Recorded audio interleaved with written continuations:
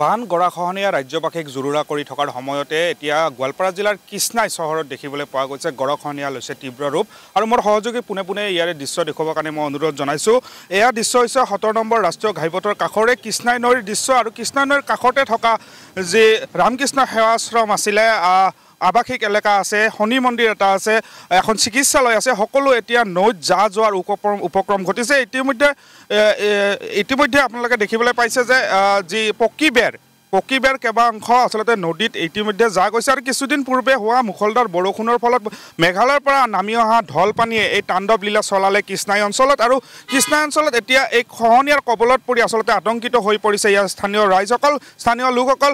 মোৰ সহযোগে যি দৃশ্য দেখুৱাই আছে সেই দৃশ্য দেখিলে আচলতে সহজে আপোনালোকে অনুমান কৰিব পাৰিব এই গৰাখহনীয়া আচলতে কিমান ভয়ংকৰ ৰূপ ধাৰণ কৰিছে আৰু ইয়াৰ ওচৰে পাজৰে যিসমূহ ঘৰ বাসগৃহ আপোনালোকে দেখিছে সেই বাসগৃহসমূহ কেতিয়া আচলতে নৈত যায় তাক কোনো নিশ্চয়তা নাই আৰু ইয়াৰ পিছতে যিহেতু বাৰিষা পৰিছে, এতিয়া বৰষুণ এতিয়াও কমা নাই আৰু মেঘালয়ত যদি বৰষুণ ইয়াৰ পৰিমাণটো বৃদ্ধি হয় তেতিয়া এই দুধনৈ কৃষ্ণাইকে ধৰি যি গোৱালপাৰা জিলাকেইখনৰ মূল যি নৈকেইখন আছে সেয়া নৈসমূহ আচলতে পানীৰে উপচি পৰে, ঢল পানী নামি আহে সেই পানীৰে আৰু তাৰ ফলত আচলতে নিমিষতে গৰাখহনীয়াই তীব্ৰ ৰূপ ধাৰণ কৰে, নিমিষতে সকলো উটুৱাই লৈ যায় ঢল পানীয়ে আৰু তাৰ ভয়ত আচলতে এতিয়া আতংকিত হৈ পৰিছে। নিশা আচলতে বিনিদ্ৰ ৰজনী কটাব লগা হৈছে নৈপৰীয়া ৰাইজসকলে। স্থানীয় লোকসকল যিহেতু আছে তেখেতসকলৰ পৰা মই মন্তব্য ল'বৰ কাৰণে চেষ্টা কৰিম এই ক্ষেত্ৰত।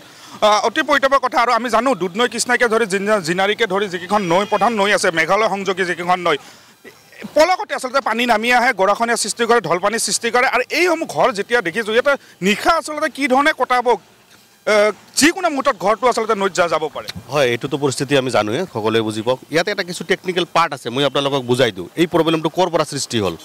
হয়তো বিভাগীয় কৰ্তৃপক্ষই জানে আমাৰ কৃষ্ণাই যিটো নদী আছে বা কি আছিলে নদীৰ ওপৰত আৰু এখন ব্ৰিজ সেইফালে আণ্ডাৰ কনষ্ট্ৰাকশ্যন আছে, সেইখন ব্ৰিজৰ যিবিলাক পষ্ট বা পাইলিং কৰি আছিলে নহয় সেইখিনি সময়ত যিবিলাক পুৰণা তাতে আৰু এটা ব্ৰিজ আছিলে, ব্ৰিজটো ভাঙি দিয়াৰ ফলত যিবিলাক পাথৰ চিমেণ্ট গুৰি আছিলে সেইবিলাক আঁতৰা নাই।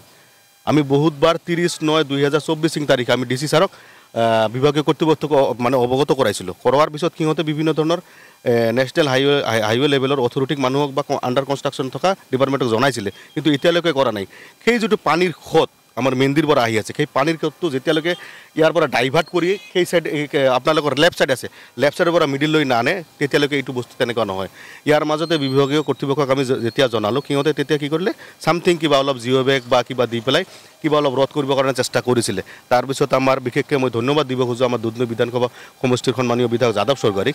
তেখেতে ডিপাৰ্টমেণ্টৰ লগত লাগি তেওঁ 5টা এষ্টিমেট বনাবলৈ সক্ষম হৈছিলে আমাৰ এই দুধনৈ সমষ্টিত। তাৰে আমাৰ ইতিমধ্যে আপোনালোকে গম পাইছে ৰামপুৰৰ সেইফালে এটা আছে, কলীয়া শাস্ত্ৰত এটা আছে আৰু এইফালে আছিলে আৰু দুধনৈত কেইবাটাও আছিলে। তেনেকৈ 4টা এষ্টিমেট বিভাগীয় কৰ্তৃপক্ষই একচেপ্ট কৰিছে বা এপ্ৰুভাল দিছে, কিন্তু বৰ দুখৰ বিষয় যে এইটো এপ্ৰুভাল দিয়া নাই। কিয় দিয়া নাই ইতিমধ্যে সেই বস্তুটো বিভাগীয় কৰ্তৃপক্ষক আমি কুৱেশ্যন কৰিছোঁ বা আমি জানিব খুজিছোঁ যে আপোনালোকে ইম্পৰ্টেণ্ট বস্তুটো কিয় কৰা নাই। আচলতে চৰকাৰখনে চাওকচোন, বিকাশৰ কথা কয়, পৰিৱৰ্তনৰ কথা, ক'ত বিকাশ হৈছে, ক'ত পৰিৱৰ্তন হৈছে। যোৱা 2টা বছৰে ইয়াত এটা ইমান ইম্পৰ্টেণ্ট ব্ৰিজ আছিলে, ইয়াত সেৱা আশ্ৰম এটা আছে, শিৱ মন্দিৰ আছে, মিনি PHC কৃষ্ণাই 1 লাখ পপুলেশ্যনৰ ভিতৰত সেইটো এটা আছে, কিবা ঠিক কৰিছেনে আপোনালোকে কওকচোন। সেইকাৰণে আপোনালোককো বিশেষকৈ মই অনুৰোধ কৰিব বিচাৰিছোঁ যে আপোনালোকে এই নিউজবিলাক অলপ স্প্ৰেড কৰক, অলপ মানে বস্তুবিলাক যাতে ডিপাৰ্টমেণ্টে গম পায়, চৰকাৰে গম পায় যে ইয়াতে কিমান জৰুৰী হৈছে। নিশ্চয়কৈ কি ক'ব, আচলতে যিটো পৰিৱেশ মই ইয়াতে দেখিছোঁ অতি ভয়ংকৰ আৰু ভয় লগা এক পৰিৱেশ হৈছে ইয়াতে। এই মানুহৰ ৰাতি শান্তিত শুব পাৰে নে নাই তাক লৈ কিন্তু প্ৰশ্ন উত্থাপন হৈছে, কাৰণ এই যিটো বৰষুণ হৈ আছে নিশ্চয়কৈ আৰু নৈৰ পানী বাঢ়িব আৰু এইবাৰ যদি পানী বাঢ়ে এই ঘৰটো এইবাৰ নৈত যাব। আমি ইতিমধ্যে যোৱা 2-3 বছৰে হ'ল আমাৰ গৰাখনে ইফালে পানীৰ সোঁতটো ইফালে মাৰিছে, ইফালে বান্ধ এটা আছে কিন্তু ইফালে মাৰিছে। ইফালে মৰাৰ ফলত কি হৈছে, ইয়াত সেৱা আশ্ৰম আছে, আৱাসিক যিখিনি মানুহ আছে, শিৱ মন্দিৰ, এটা মিনি PHC আছে। গতিকে এইখিনি অঞ্চল আৰু এটা বছৰ গ'লে হয়তো নাথাকিব, এনেকুৱা এটা অৱস্থা হৈছে। যিটো পানীৰ সোঁত বহি আছে অনবৰত আপোনালোকে চাই আছে, ইয়াত ভাঙি আছে কণ্টিনিউ। ইয়াত এটা ডাঙৰ গছ আছিল, গছটো যোৱা বছৰ লৈ গ'ল, ইয়াত পানীয়ে ভাঙি পৰিছে। গতিকে ইয়াত সম্পূৰ্ণ মানে এই অঞ্চলটো পানীত যাব, কৃষ্ণা নদীত যাব। গতিকে আমি বিভাগীয় কৰ্তৃপক্ষক লগ ধৰিলোঁ, মিনিষ্টাৰ MLA MP-কো লগ ধৰিছোঁ, কিন্তু তেওঁলোকে কোনো ধৰণে মানে কাণসাৰে দিয়া নাই এইটো কি হৈ আছে।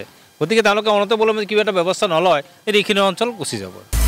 আপুনি বিচৰা বাতৰি পাব কেৱল নিউজ 18 এপত। নিউজ 18 এপ ডাউনলোড কৰিবলৈ স্ক্যান কৰক এই QR code. Google Play Store তো পাব এই নিউজ 18 এপ।